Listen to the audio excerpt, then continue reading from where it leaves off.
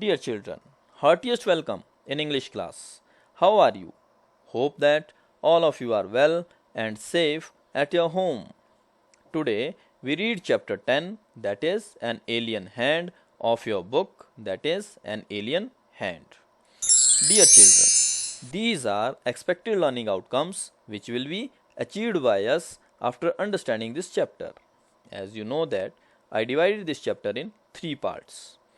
Today we read and understand the third part of the chapter in bilingual language. Let's start. Let's read the brief points first. Tillu accompanies his father to the control room. Tillu अपने पिताजी के साथ control room में जाता है. In his excitement, he presses the all important red button on the panel and the mechanical hand from the alien spacecraft stops working.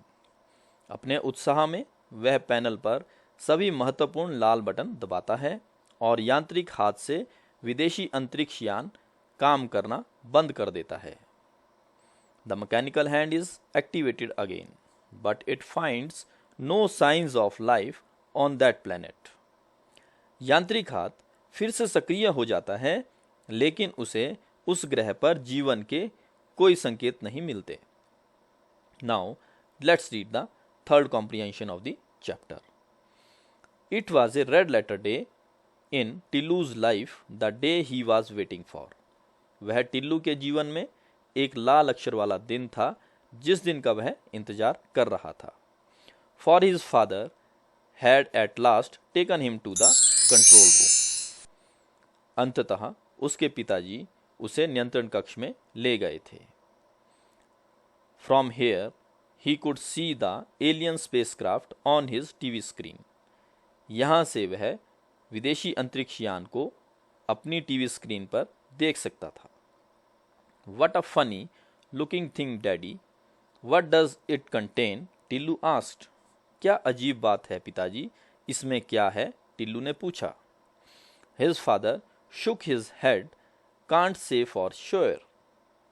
उसके पिताजी ने सिर हिलाया. निश्चित रूप से कह नहीं सकता. We are only allowed to observe it from far. हमें इसे केवल दूर से देखने की अनुमति है. But we control all its parts and can exercise our power if it is up to any mischief.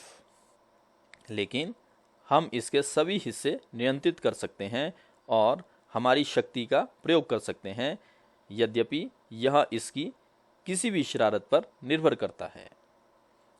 He pointed to an impressive panel with several colored buttons on it. उन्होंने उस पर कई रंगीन बटन के साथ एक प्रभावशाली panel की ओर इशारा किया. Tillu looked at them wistfully. Tillu ने उन्हें गौर से देखा. Look, it's up to something, Daddy. देखो, यह कुछ तो है पिताजी. Tillu suddenly noted some movement in the spacecraft. Tillu ने अचानक अंतरिक्ष यान में कुछ हलचल देखी. Others in the control room saw it too. अन्य ने भी कंट्रोल रूम में देखा. All eyes were now glued to the screen. अब सबकी निगाहें पर्दे पर टिकी थी. A mechanical hand was emerging from the spacecraft. अंतरिक्ष यान से एक यांत्रिक हाथ निकल रहा था. It was approaching the surface of the planet. यह ग्रह की सतह के करीब पहुंच रहा था. It bent and touched the soil. यह झुका और मिट्टी को छुआ. What was it up to? यह क्या था? People crowded towards the screen for a closer look. करीब से देखने के लिए लोगों की भीड़ स्क्रीन की ओर रही. The telescopic lens of the TV camera zoomed into the tip of the mechanical hand. TV कैमरे का टेलीस्कोपिक लेंस यांत्रिक हाथ की नोक में जूम किया गया. Tillu was staring at the control panel and its attractive buttons. Tillu control panel और उसके आकर्षक बटनों को घूर रहा था. An irresistible desire got hold of him to press the most prominent of all buttons, the red one. एक अदम्य इच्छा ने उसे पकड़ लिया. सभी बटनों में सबसे प्रमुख बटन लाल बटन दबाया. He moved. वह चला गया. There was a shrill whistle, and Tillu found himself the center of attention. यह एक तीखी सीटी थी और टिल्लू ने खुद को ध्यान का केंद्र पाया. His father pulled him away roughly and restored the red button to the neutral position. उसके पिताजी ने उसे मोटे तौर पर खींच लिया और लाल बटन को तटस्थ स्थिति में बहाल कर दिया. But the damage was done. लेकिन नुकसान हुआ था. The mechanical hand from the spacecraft ceased to work. अंतरिक्ष यान से यांत्रिक हाथ ने काम करना बंद कर दिया. At a press conference held by NASA, a scientist was briefing the world press. NASA द्वारा आयोजित एक प्रेस कॉन्फ्रेंस में एक वैज्ञानिक वर्ल्ड प्रेस को ब्रीफिंग कर रहे थे. Everything has been going too smoothly with the Viking mission.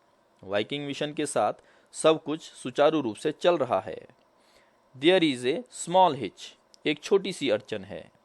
The mechanical hand, which was to dig out the Martian soil for examination, has developed a malfunction. मंगल की मिट्टी को जांच के लिए खोदने वाले यांत्रिक हाथ में खराबी है. We don't know the cause, but our technicians are confident they will sort it out.